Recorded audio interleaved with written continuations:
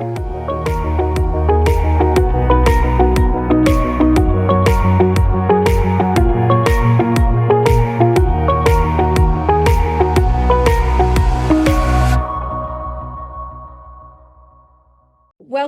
to How Women Inspire. My guest today is the goddess of all things pivoting. She is the physician turned marketer who's now a co-founder of Best Friend Jack, a boutique marketing agency for health tech companies. She's a brilliant leader. She's so committed and kind, and she's passionate about inspiring women, particularly those in midlife, to embrace transitions, second acts, and really living bold and unapologetic lives. Welcome, Lena Cheng. And the description of where you show up in the world is why we all gravitate towards you. It is such an honor to have you on this podcast and to have you as a friend. Thanks for joining us today. Oh, well, I'm honored to be here. Thank you so much for having me. Okay, look, before we get into the serious business of pivoting and all those good things, would you tell me that theme song that's like your go-to, the thing that makes, that you play maybe when the days are good or something that picks you up? Oh my gosh. Well, probably anything by Queen. I'm a huge Queen fan. And I also love their story and the story of Freddie Mercury and just how he really faced adversity growing up and choosing that career path. It was very much against, his family's values and dreams for him, but he just knew it was authentic to who he was. And so I just love the whole story behind it. Well, and it's so interesting to think about it. I mean, most of us think about like going to medical school, becoming a physician, and then you pivot to marketing. All right. So tell me a little bit about that story. And was anybody like Freddie Mercury's family maybe made that choice? How did you know? How did you know? I know. I mean, it was obviously something I'd worked on for years. And I thought from very early on that I wanted to be a doctor. I grew up in this medical household. My mom started off her career as a labor and delivery nurse, and she went back to school to become a certified nurse midwife. And I grew up following her around and going to home births and helping her out in the office. And so it just felt very natural to me. It was a path to becoming a physician was natural. It made sense. It was a track that I understood. And as I was climbing that ladder and once I got to the top, it just, it never felt right. I just kept on waiting for it to get better, for this sort of like magical moment where I was going to fall in love with the practice of medicine and to really be fueled by it. And instead, if I'm being really honest, I was really unhappy and felt like I was living somebody else's life. So I got board certified. I went all the way through the end. I practiced for a year. And what was your specialty, Lena? Internal medicine. Oh, okay. Yeah. And I really got to the point where I thought, well, this is really it. Like, you've given it a shot and you've gotten to the end. How many sniffles and ear infections and broken fingers can you look at and feel like it's challenging your brain, right? Yeah, I just felt like there was something else that I should be doing with my life. So when you think about that, I'm going to call that a challenge, if that's okay, right? Yeah, of course. The biggest challenges you faced in your career transitions, I hear the roadblock you were hitting, but talk a little bit more about that transition. How did you do that? It's kind of impractical in many ways of thinking. Oh, totally. It really was. And I think one of the hardest parts was getting to that place of certainty in my own mind that I wanted to take a different path. And it was very much a mindset challenge. To accept that, like, how restless I was in the profession that I had envisioned as a child and growing up, didn't match reality. And what also made it hard was that I was captivated by certain aspects of medicine, things like learning people's stories, patients' stories, understanding what makes them tick, helping them overcome obstacles, and working in teams who were dedicated to helping patients. And so it was just like this. I wish all physicians had that as the thing they loved. I have to tell you, like, to me, that's what's missing in a lot of medicine is that. Like, keep. Yeah. So it wasn't like I wholesale just didn't like the whole thing and everything about it. And frankly, I also grappled with what my identity would be if I weren't a Yeah, of practicing course. physician. Like, who was I without the Mhm. white coat, the title, and honestly, like, the social standing and what it represented? Well, and a massive, I mean, after all that investment, what did your family think? Like, how did Oh, it you was transition how'd you manage yeah, that? yeah, it was so hard for my family, for my parents specifically. They're immigrants from Taiwan, and they had a very sort of typical career path for immigrants.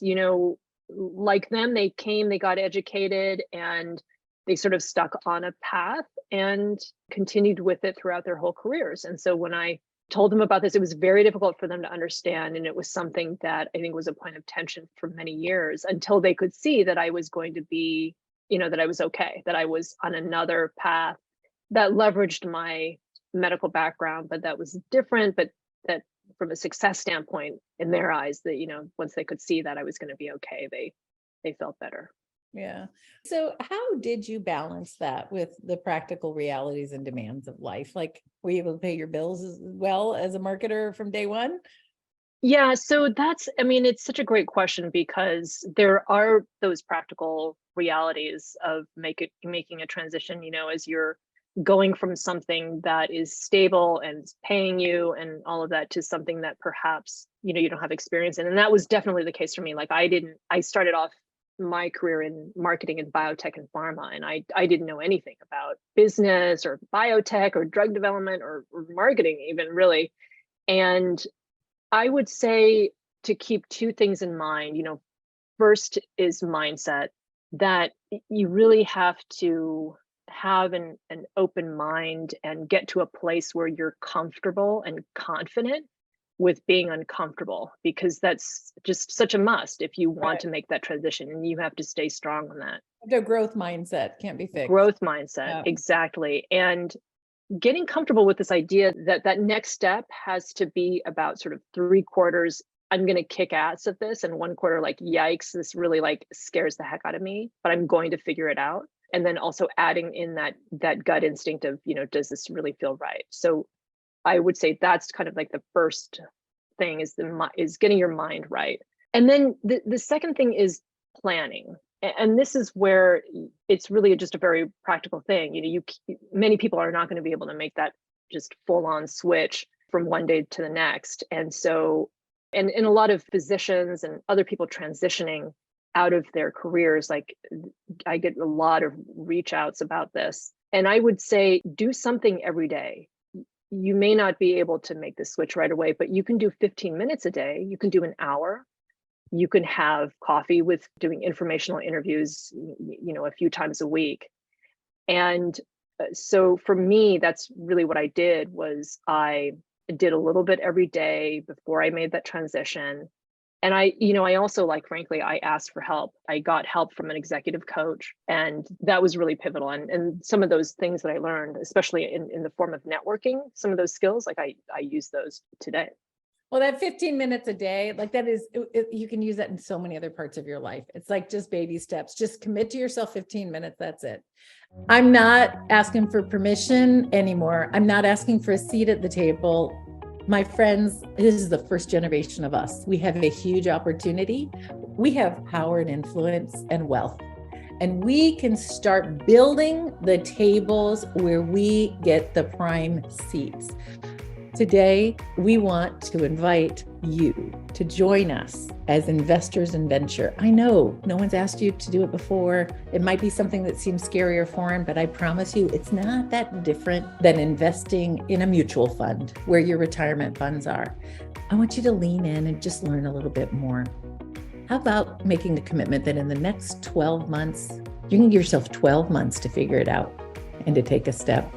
I want to invite you to be part of the new table of power and influence and wealth.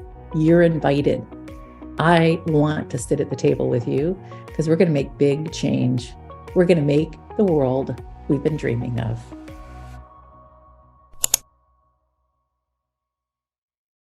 So, okay. So I know from a lot of women who are pivoting out of like that big career, and even for myself, like I was the CEO of something for a while. And at a certain point, I was like, you know what? I need a break. But I spent 18 months saying, like, how am I going to introduce myself? What do I even tell people I am? I'm a consultant. That just didn't feel right. Right. And so you're the storyteller, you're the marketer, right? How did you think about resetting your story and feeling okay with that? Yeah, that's a great question. I mean, I think again, I had to get confident in that uncomfortable place Yeah. and being able to share with people what I was doing and that I was making this transition. And oh, by the way, perhaps you're in a position to help me. I would love to get your thoughts. Do you know folks that you could introduce me to? Like, I would see that as an opportunity. Yeah. So, Lena, I don't know if maybe it's different now than it was before, but like, what would you say inspires you? So, what is that thing that really makes you feel like you're fired up and want to solve problems and go to work every day? Well, for me, it's really a feeling, a sort of a gut instinct that am I really making the most of my strengths on this earth? I was put onto this earth with a set of talents and a set of strengths. And I am just so motivated to continually learn what those are and to really put them to the test and make the most out of them. And so for me, when I kind of fell into marketing and discovered that I loved it, and then learned about the creative part of marketing, that's when I really got excited. And I feel like with every career step that I've made, I started off in biotech and pharma, went into healthcare advertising where my creative juices really got fired up there, and then moved over to digital health and health tech. And now for the past 4.5 years, I have my own agency. Every step has really led me to this place where I feel more like myself. I just feel like a better, truer, more authentic version of myself. And that's really what keeps me going. And now also, with our agency, my business partner Reed and I, we're very intentional about the type of work that we take on. And we're fortunate enough to have choices in that area. So we really choose based on, what really inspires us the most, what healthcare problem is someone trying to solve inspires us the most, and are they going to be good people to work with? That's also very important to us. Well, it's certainly at a certain age, you're like, yeah, I can't suffer the fools anymore. Okay, so I don't know if you've ever read the book "Don't Think of an Elephant" by No. the idea is like, if I say to you, don't think of an elephant for the next 10 minutes, what do you do? Okay, and so that was supposed in concept, like the playbook for how to really get people focused on what you want them to focus on. Unfortunately, for my politics, it was really the Republican Party that really figured this out. And it was like the Clean Air Act is the name, but everything in there was bad for the environment, right? So I just say that as an example because I hear best friend Jack, and it's like, well, of course I want a best friend Jack. Like, like to me, how did you come up with that name? And is that subversive? Like, is there like, like, don't think of an elephant? Because, It was something that we wanted a name that reflected our values. And so the term best friend is in there because best friends are there for you. They support you. They tell it to you like it is. They help you achieve your goals. And was really what we were out to do when we started the agency, was to take that approach with our clients. And then the name Jack, it was just a name that we liked, but also it's a very accessible, friendly name. And again, that's sort of the way that we like to work with our clients, is just in a very accessible way. Yeah. So you've made a real commitment to women. You really are committed to women and women's transitions. What's your advice? What do you want every woman listening to this we're all going to go through a career transition at some point. If we're not yesterday or today, it's tomorrow. What's that second act transition recommendation? I would say that if you first, as I've been mentioning, get to that place where your mind is in the right place to take that next step. And then once you're there, surround yourself with the type of people who are really going to hold you up and support you along the way. And in a very practical sense, I would say, like, put together your own tribe to help you do this. And that was something that I did as I was going through another transition a few years ago, was through the group Parlay House, through our mutual friend, Ann Devereaux Mills. I was getting ready to leave a company that I had been at for 4 years. It was a very difficult transition. And I just happened to go to a Parlay House event where there was a group of women they were a group of American expats who had all met in Singapore. And I think they had mostly followed their husbands there. So many of them had careers of their own though, and were going through transitions of their own. And they decided to form a group that they called Regroup. And it was all about reinvention and transitioning and supporting one another unequivocally, but also holding each other accountable. And when I was hearing them speak, it was like my body was just like on fire. I could just feel like this is what I need in my life right now. So I talked to them afterwards and said, would you mind if I borrowed your mission statement, your guiding principles, and started a regroup of my own here in the Bay Area? And so so that's what I did. Get a structure for it. Is that something that's accessible? We could look it up online, or is that something that we need to know, ask you for the regroup model? Yeah, I mean, anyone's, can feel free to reach out to me. And it is got a Google Doc on it that I've shared with many, many people, but it really takes commitment though. It is a thing where we met weekly the first regroup I did, we met weekly for about 18 months. Was this an equal relationship or just advisors to you? Did you contact people and say, hey, would you be my advisor for 18 months? I need one. Oh, yeah. Good question. So, what I did was, so it's meant to be a group that meets on a regular basis. And we actually used a couple of different books to guide the discussion. But everybody kind of came with their own transition like questions. A mastermind group where everybody exactly supporting each other. Got it. Yeah. And so, but it's high. It requires a high investment. But my God, Julie, the transitions that came out of that group were just so transformational. And women found new jobs and new careers and moved to different areas and started kind of new lives. It was truly amazing. Well, I had my own mastermind groups for years, and it literally is they're a mirror to you too. It's like, Lena, you've been saying this for 6 months now. Do you think maybe you're ready to actually do that thing? Or I think maybe there's a pattern. That's so true. And that's what I mean. It's like, that's not easy to face that sort of mirroring, but it's so critical to growth, right? So do you have a mantra that's kind of carried you through these transitions? I do, in the sense that I now look at transitions in such a different way. I've gotten laid off. I've faced toxic situations at work, and just on the personal level there, I've had challenges, but now I look at them differently, and I've gotten to the point where I'm confident about being uncomfortable. And it's really a must if you expect to succeed or thrive. And so even in those low points, like, I try to see them as learning opportunities. Excellent. So we're almost out of time, but I have so many things I want to talk to you about. You're an investor in How Women Invest, the venture fund that we created together. We're partners. What do you think about when you think about your own investment, whether it's financial in other ways, in other women, and making a difference? Well, I think it's been incredibly rewarding for me to watch just the incredible growth and opportunities that these women that we're investing in are taking, and just growing these companies and making smart decisions. And I'd say it's about time. You know what I mean? Like, it is time. And to be part of this organization that is, as I see it, sort of leading a movement in this area has been a privilege for me. So I've really enjoyed it. Well, Lena, I'll just say, in so many ways, you've been such a go-to person because your expertise is extraordinary, and you're brilliant and thorough in everything that you do. And so I feel like every healthcare related company that we've looked at is like, oh, Lena, could you help us do due diligence on this one? And that kind of commitment to this movement, to the women that we're looking at, is extraordinary. And you're one of the good ones, my dear. So what a great example for all of us. You've given us practical things to do.